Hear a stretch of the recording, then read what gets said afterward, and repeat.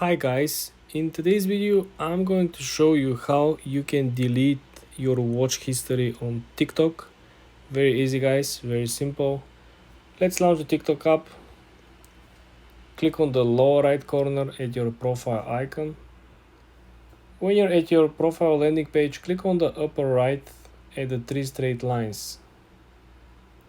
Then click on settings and privacy.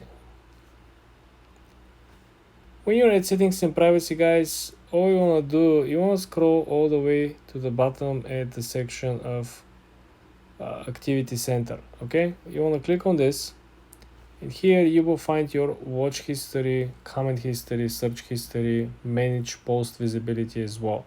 Let's click on watch history and let's select the upper right corner. Then focus on the lower left corner where it says select all watch history.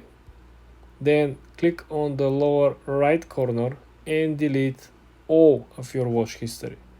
This is how simple it is to clear your watch history on TikTok. For more videos like this guys, subscribe and like this video.